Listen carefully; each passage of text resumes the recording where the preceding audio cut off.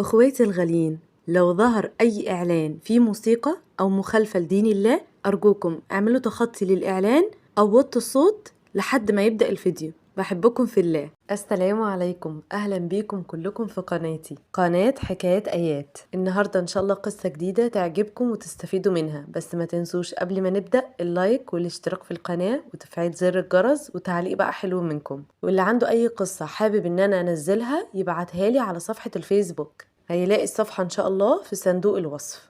ويلا نصلي على النبي ونبدأ القصة. أنا جاية لكم النهاردة عشان أحكي لكم حكايتي وأعرفكم عوض ربنا الجميل اللي بيجي بعد الصبر الطويل. في البداية أنا اسمي غادة، عندي 32 سنة، لسه ما اتجوزتش لحد دلوقتي. طبعا انتوا عارفين لما واحدة تكون في سني ولسه ما اتجوزتش الناس بيقولوا عليها ايه؟ أيوة، زي ما جه في بالكم كده. أيوة، الناس بيقولوا عليا العانس. أنا على طول أهلي بيتكلموا معايا بطريقة مش كويسة أبدا، ده غير إن بطل يتقدم لي عرسان من حوالي 5 سنين فاتوا، لحد ما في يوم لقيت أمي بتقولي إن جايلي عريس. طبعا أنا فرحت جدا وبدأت أسأل عن مواصفاته، لكن فرحتي اختفت لما قالتلي إن هو متغرب وإن هو عايش برا مصر، وكان كمان متجوز ومخلف ومطلق.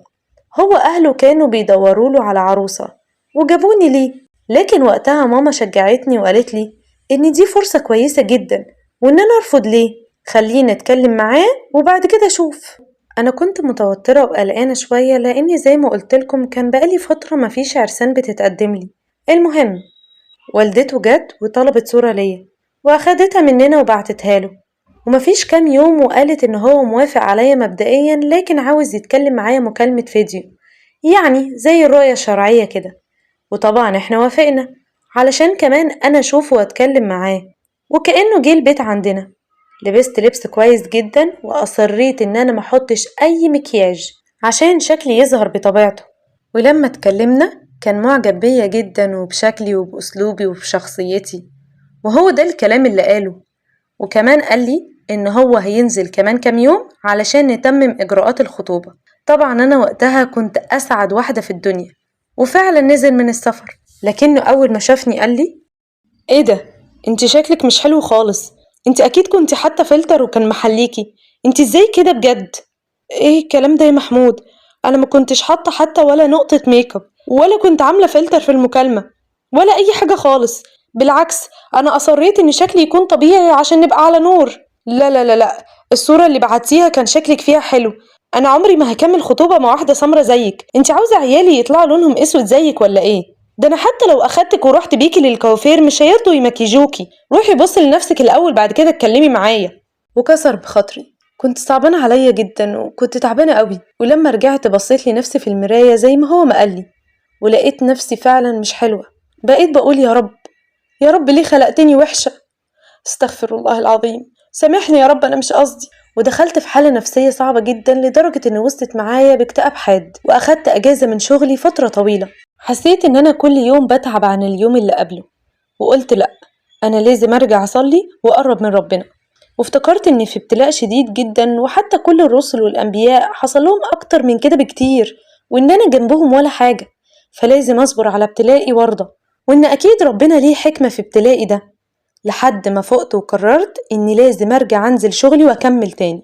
وفعلا نزلت الشغل، وزمايلي منهم اللي كان مرحب بيا ومنهم اللي كان بيبصلي بنظرات شفقة، بس أنا قررت إني لازم أتجاهل كل حاجة عشان محدش هيحس بيا غير نفسي أنا، ومحدش هيتعب غير نفسي برضه، فلازم أخاف عليها. وسبحان الله، اليوم اللي قررت إن أنا فوق لنفسي وأرجع لربنا وأقوي نفسي بنفسي، اليوم ده جالي واحد وكان طالب شغل وخلصت له شغله، بس أنا كنت ملاحظة إن هو بيبصلي بنظرات غريبة، ما ركزتش معاه، وبعد شوية مشي من قدامي. بعدها بكام يوم بقيت بشوفه وهو واقف مع مجموعة من زمايلي، وما كنتش فاهمة السبب، بس ما ركزتش معاه برضه، لحد ما في يوم لقيته واقف تحت مبنى الشغل وأنا خارجة منه. بصيت له واتجاهلته خالص ومشيت في طريقي، لكن سمعت صوته جاي من ورايا وهو بيقولي: يا أنسة غادة، يا أنسة غادة، لو سمحتي أنا عاوز أتكلم معاكي. نعم، عاوز تتكلم معايا أنا؟ ليه، في حاجة حضرتك؟ بصراحة بصي كده من الآخر، أنا مليش في اللف ولا الدوران، أنا معجب بيكي جدا وحابب يعني إن أنا أتقدم لك بصراحة. سألت عنك كل الناس المقربين منك في الشغل، والكل شكر فيكي وقال عنك كلام كويس، وأنا يشرفني إن أنا أرتبط بواحدة زيك. وقتها فهمت هو ليه كان على طول متواجد عندي في الشغل الفترة اللي فاتت. أتاريه كان بيسأل عني. طبعا اتوترت والعرق بدأ ينزل مني، وقلت له أيوة بس أنا مش عاوزة أرتبط ولا عاوزة أتجوز. حضرتك جيت للشخص الغلط. للأسف. بعد إذنك. طيب بس استني واسمعيني. أنا برضو عرفت إنك مش عاوزة تخوضي تجربة الجواز وإنك مريتي بتجارب كتير أوي مش كويسة، بس أنا والله غيرهم. عيوني دمعت وسبت وجريت من قدامه، وأنا كنت حاسة إني ضعيفة أوي أوي وقتها. رجعت البيت وأنا باين عليا الزهق والتوتر والتعب. ماما وبابا كانوا بيحاولوا يفهموا مني اللي حصل، بس أنا ما كنتش بتكلم. أنا دخلت أوضتي وافتكرت كل اللي مريت بيه طول حياتي، ومر قدامي شريط سيء جدا للناس وهي بتعايرني إن أنا سمرة، والكل عريس كان بيرفضني. ده غير طبعا الناس قليلة الذوق اللي كانت تدخل بيتنا وتمشي بكل قلة ذوق وبكلام سيء.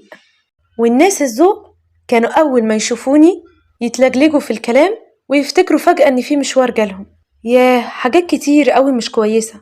وبقيت خايفة أنزل الشغل عشان مش عاوزة أشوفه بعد كده. بس أنا شجعت نفسي والحمد لله قدرت أكمل في اللي أنا بدأته.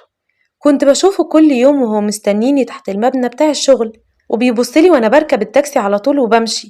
بس استغربت قوي إن هو ما كانش عنده يأس، وكان كل يوم بيحاول يتكلم معايا وبيحاول يخليني بس أرضى، لحد ما في مرة وقفني وقال لي بصي بقى، أنا مصمم عليكي ومش هسيبك، يعني مش هسيبك. وقتها انهارت وفضلت أقوله إزاي؟ يعني هو أنت مش شايف إن أنا مش حلوة ومش جميلة؟ أنا مش عارفة ليه أنت مصمم عليا أنا بالتحديد. لقيته بيقولي بالعكس، أنت حلوة وأنا متقبلك وعاوزك زي ما أنت. بدأت أهدى، وأنا بصراحة حسيت إن هو فعلا بدأت أهدى وحسيت بصراحة كده إن هو فعلا بيحبني وعاوزني. أصل إيه اللي يخليه يصبر عليا كل دوت ويفضل كل يوم يجي قدام الشغل يقف وأنا مش مديه أي وش؟ والمرة دي قررت إن أنا أديه فرصة إن هو يجي يتقدم، بس مش هفتح له قلبي. وقررت أخلي الخطوبة في حدود سنة أو سنة ونص عشان أشوف هو هيزهق مني، أو أشوف لو هو ليه غرض تاني من خطوبتنا ولا هو فعلا بيحبني بجد.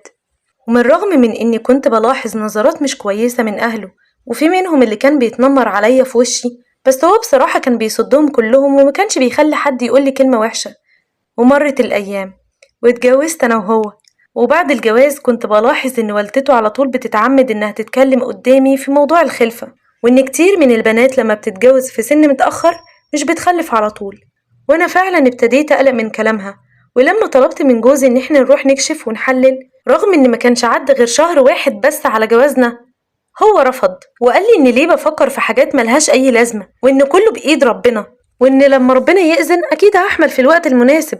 وبعد مرور 6 شهور من ضغط الأعصاب ربنا أكرمني أخيرا وبقيت حامل الحمد لله. كانت فترة حملي صعبة قوي عليا، وفي خلالها كان شكلي كل يوم بيتغير للأسوأ، وكنت بدخن قوي.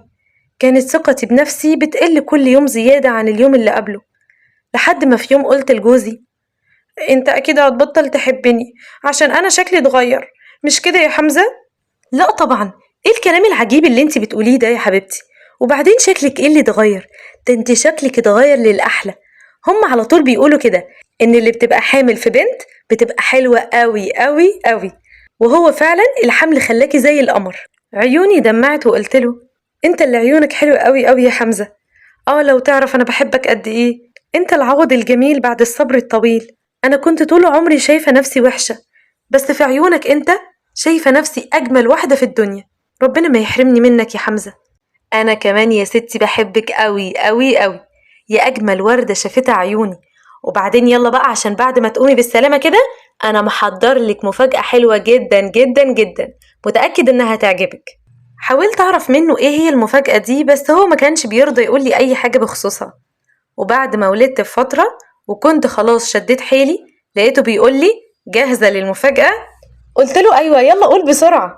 قال لي بصي يا ستي، انا جاتلي فرصة شغل كويسة جدا برا مصر.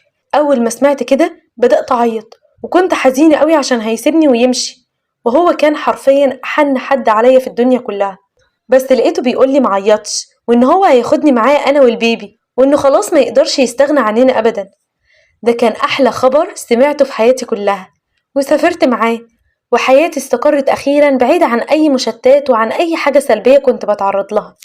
وكل اللي كانوا بيبصولي بنظرات مش كويسة وبيسمعوني كلام وحش بقى يحقدوا عليا وشايفين إني بقيت عايشة حياة مثالية، خصوصا إن جوزي كان وسيم جدا وكل البنات كانت بتجري وراه زي ما بيقولوا. حتى أهلي كانوا بيقولولي والله وصبرتي ونولتي.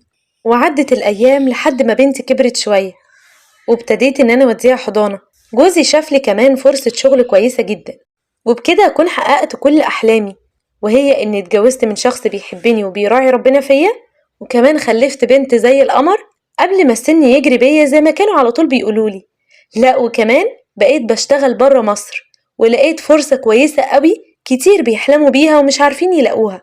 عاوزة أقول لكم إياكم واليأس، اوعوا تقنطوا من رحمة ربنا بيكم، اللي خلقكم قادر إن هو يدبر لكم جميع أمور حياتكم بشكل مثالي عمركم ما تتخيلوا. خليكوا راضيين بنفسكم وبشكلكم، عشان أول ما تبتدوا انتوا تغيروا من نفسكم كل حاجة حواليكم هتتغير حرفيا.